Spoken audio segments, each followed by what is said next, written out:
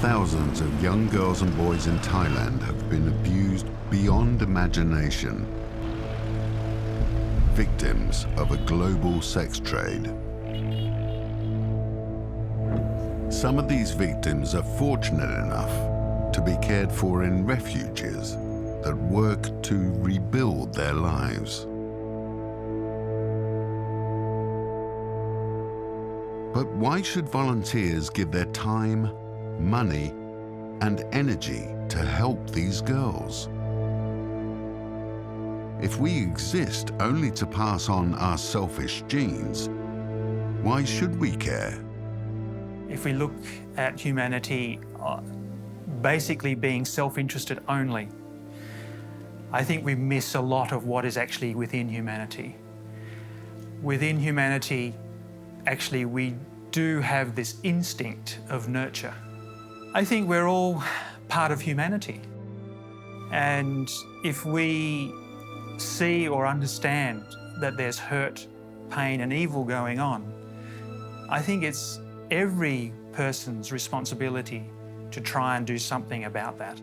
But when you are able to see the smile on a girl's face, where she feels safe and feels protected and is in the process of being healed, you can say, yes, one life at a time, it's worth it. One of the big questions that many people debate is, why are people good towards others? Because in one sense, you know, if I'm a selfish person, well, what benefit is there in doing this? Or indeed, what survival value is conferred by doing this? And these are fair questions. And it seems to me that you probably could accommodate altruism within an evolutionary system, but you have to bring in additional ideas that actually come from outside it. In other words, it doesn't generate these moral values by itself. You have to bring them in from somewhere else.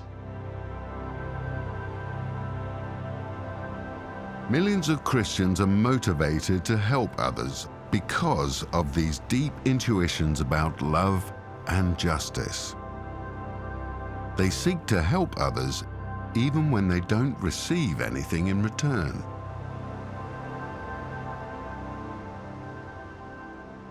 When I look at Christ, I see someone who did not draw back from giving himself for others.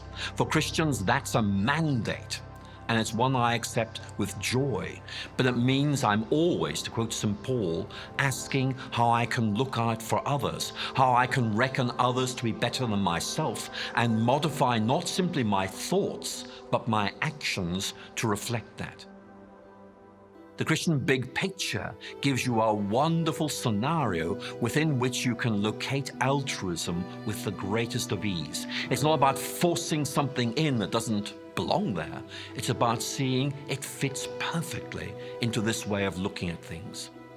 Clearly, my faith motivates me to work in this area, among other areas that I work in. But to me, God is our Creator, but also He describes Himself as our loving Father.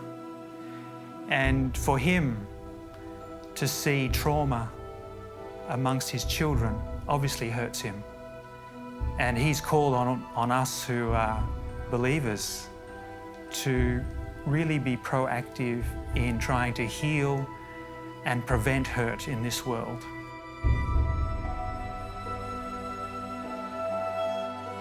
Not all people who help others do so because of religious faith. But for those who follow Jesus' teaching to love your neighbor and to treat others the way you would like to be treated, the motivation is clear. Could having a rational basis for kindness and generosity actually help to drive people onto higher and deeper expressions of love for their neighbor? What do you think?